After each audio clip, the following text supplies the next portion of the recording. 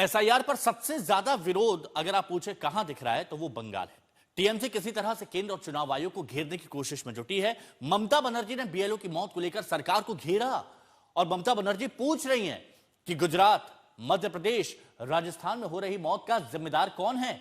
ममता का आरोप है कि बीएलओ को धमकाया जा रहा है, जिसकी वजह से वो दबाव में आके जान दे रहे हैं। ये ममता बनर्जी की तरफ से आया है। बीएलओ को बोलता है जेल में डाल देंगे, आपको नौकरी खा लेंगे। आपका नौकरी कितना दिन रहेगा, पहले आप बचाओ। लोकतंत्र रहेगा लेकिन आप लोग नहीं रहेगा। कोई लोग एसआईआर में सुसाइड नहीं कर रहे हैं। अभी पश्चिम बंगाल में जैसा डेंगू होता था तो सब डॉक्टर को बोल दिया था कि डेंगू प्रेस्क्रिप्शन में लिखना मना है। ऐसा ही अगर एसआईआर कोई भी किसी का लोग का मौत हो रहा है तो सब जगह में ऐसा बोल दिया है। शशांक घाट में भी ऐसा बोल दिया है। तो डेथ सर्टिफिकेट डॉक्टर भी देंगे तो मुझको भी धमकी दिया है। इसमें बोलना है कि एसआईआर में ये सुसाइड किया है, ऐसा चिंता में इसका स्ट्रेस लेवल ऐसा बढ़ गया था तो इसका हार्ट अटैक हो गया। ऐसे ही चल रहा है, कुछ भी नहीं हो रहा है, ये झूठ बोल रहा है। स्टेट गवर्नमेंट ने कोऑपरेशन किया है तभी तो चल रहा है। बाकी सोचिए, बैंक से आदमी लाए, रेल से आदमी लाए, कौन मना करता है। लेकिन सही नाम होना चाहिए। नाम की कटौती होगी, आग से खिलवाड़ होगा, हमें से बर्दाश्त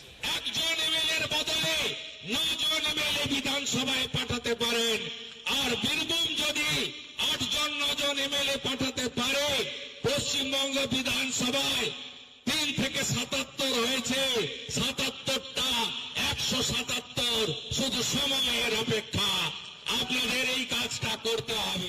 ममता बनर्जी भूले नहीं कि बांग्लादेशी और रोहिंग्या के बल पे उनकी सरकार चलती है, लेकिन हिंदुओं के लाश पर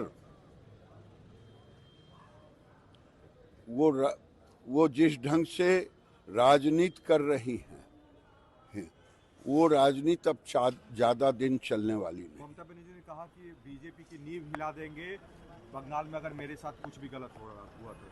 कोई नींव नहीं हिला देंगे। वो वहां की सरकार भ्रष्टाचार की सरकार है, घुसपैठियों से के बल पे चलने वाली सरकार है। वहां की सरकार कटमनी की सरकार है। बंगाल की सरकार हिंदू विरोधी सरकार। अनुपम मिश्र हमारे सहयोगी कोलकाता से इस वक्त हमारे साथ में जुड़े हुए हैं। अनुपम, अलग अलग राज्यों में हमने देखा एसआईआर को लेकर किस तरह से विरोध हंगामा हुआ, लेकिन पश्चिम बंगाल में सबसे ज्यादा हंगामा इस वक्त एसआईआर पर देखा जा रहा है और ममता बनर्जी की ललकार भी सुनी जा रही है। इस वक्त क्या हालात वहां? जी बिल्कुल, पश्चिम बंगाल में सबसे ज्यादा विरोध इसलिए हो रहा है कि यहाँ की जो सत्ता है, यहाँ जो सत्तारूढ़ पार्टी है टीएमसी और उसकी जो सुप्रीमो है ममता बनर्जी, एसआईआर के खिलाफ हैं और शुरू से ही वो आरोप लगा रही हैं कि एसआईआर के पीछे एनआरसी लागू करने की कोशिश है।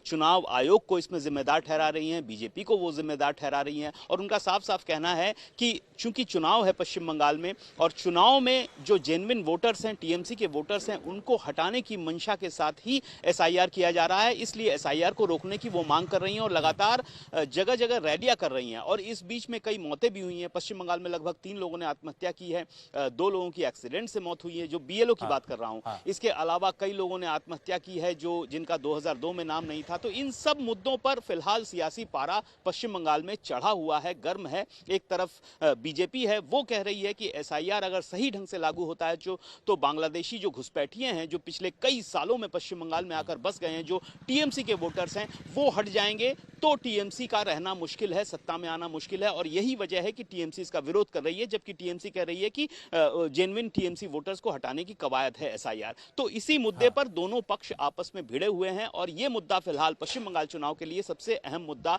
बनकर खड़ा हुआ है।